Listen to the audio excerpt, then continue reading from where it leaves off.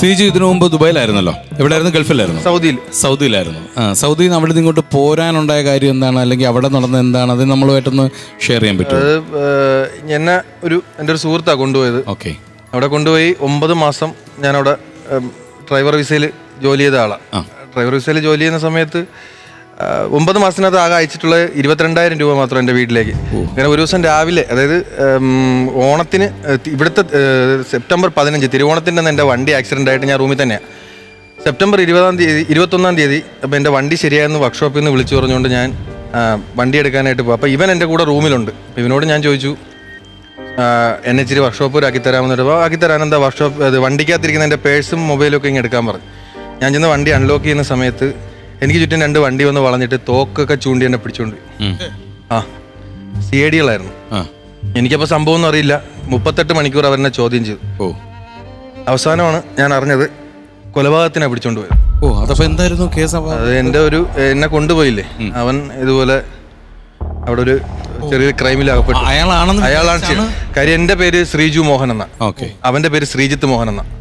ഇക്കാമയില് അവന്റെ അച്ഛന്റെ പേര് മോഹൻ എന്നും എൻ്റെ അച്ഛന്റെ പേര് വിജയമോഹൻ. അവന്റെ അമ്മയുടെ പേര് അംബിക, എൻ്റെ അമ്മയുടെ പേര് അംബിക. ഇക്കാമ കാണിച്ചു, എൻ്റെ ഇക്കാമ ജസ്റ്റ് നോക്കി വെരിഫൈ ചെയ്ത് എന്നെ കൊണ്ടുപോയി. അവസാനം ഞാൻ അവിടുന്ന് റിലീസായ അടുത്ത സെക്കൻഡിൽ ഞാൻ നാട്ടിലോട്ട് വന്നു. പിന്നെ എന്ത് ചെയ്യണമെന്ന് അറിഞ്ഞൂടാ എന്ന സമയത്താണ് ദൈവമായിട്ട് എനിക്ക്. എത്ര നാളായിരുന്നു സെല്ലില്? ഇല്ല, 38 മണിക്കൂർ. 38 മണിക്കൂർ ജയിലില്.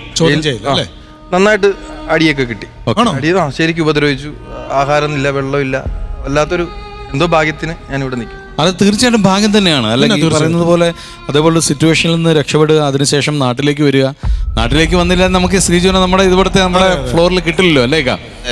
ശ്രീജു അവിടെ ചെന്നിട്ട് എത്ര ദിവസത്തിന് ശേഷമായിരുന്നു ഇത് സംഭവിച്ചത്? ഇപ്പോൾ ഞാൻ 9 മാസം. അപ്പം കഴിഞ്ഞ ജനുവരി 24 ഞാൻ ഇവിടുന്ന് 26 ഞാൻ ഇവിടുന്ന് പോകുന്നു. അപ്പൊ അതിനോടൊക്കെ അറബിയൊക്കെ പഠിച്ചിരുന്നു. അപ്പൊ എങ്ങനെയാണ് അവരോട് കമ്മ്യൂണിക്കേറ്റ് എന്ന് പറഞ്ഞാൽ എനിക്ക് കൂടുതലും മലയാളി നേഴ്സുമാര് അങ്ങനെയുള്ള ആൾക്കാരായിരുന്നു എൻ്റെ വണ്ടിയിൽ പോകാനൊക്കെ. അപ്പൊ അതുകൊണ്ട് എനിക്ക് അറബി വലിയ, എന്നാലും അല്പം സ്വല്പം മോയ വെള്ളം എന്നൊക്കെ പറഞ്ഞ് ചോദിച്ചു വാങ്ങിയ അത്രയൊക്കെ. കസ്റ്റഡിയിൽ എടുത്ത സമയത്ത് അപ്പൊ എങ്ങനെയാണ് അവർ? എനിക്ക് ട്രാൻസ്ലേറ്റർ ഉണ്ടായിരുന്നു, മലയാളി ഉണ്ട്. അപ്പൊ നമ്മൾ വിചാരിക്കും അവര് ജോലിക്ക് നിർത്തി, അല്ല, അവനെ ഇതുപോലൊരു കേസിൽ പിടിച്ചോണ്ട് അവന് അറബി അറിയാം. അവനെയും കൂടെ ഇവര് കൂടെ കൊണ്ടുപോകുന്നാണ് എൻ്റെ അടുത്ത് ചോദിക്കുന്ന ഓരോ ചോദ്യം. എൻ്റെ അടുത്ത് ഓരോരുത്തരെ പറ്റി ചോദിച്ചു, അറിയാമോ? ഞാൻ പറഞ്ഞ അറിയില്ല. പിന്നെ വരുന്ന ആൾക്കാരുടെ അടുത്ത് പറഞ്ഞു എന്നെ ചൂണ്ടിക്കാണിച്ചിട്ട് ഇവനെ അറിയാം, പക്ഷെ അവർക്ക് എന്നെ അറിയില്ല. ഫോണിന്റെ ലൊക്കേഷൻ നോക്കുന്ന സമയത്തൊക്കെ ഞാൻ ഈ ദിവസങ്ങൾക്ക് റൂമിൽ തന്നെ ആയിരുന്നു. സംഭവം ക്രൈം നടക്കുന്ന സമയത്ത് നുണപരിശോധനയ്ക്ക് വിധേയനാക്കി.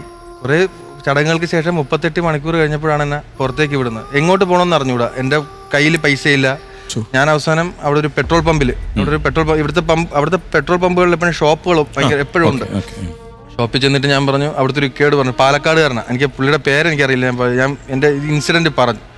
പുള്ളിയാണ് മൊബൈൽ ചാർജ് ചെയ്യാൻ തന്നിട്ട് എനിക്ക് വെള്ളവും ആഹാരവും ഒക്കെ മേടിച്ചുകൊണ്ട് തരുന്നത്. ആ 38 മണിക്കൂർ ഞാൻ ഒന്നും കഴിച്ചിട്ടൊന്നുമില്ല. വെള്ളം ചോദിച്ചതിനൊക്കെ അടിയാ.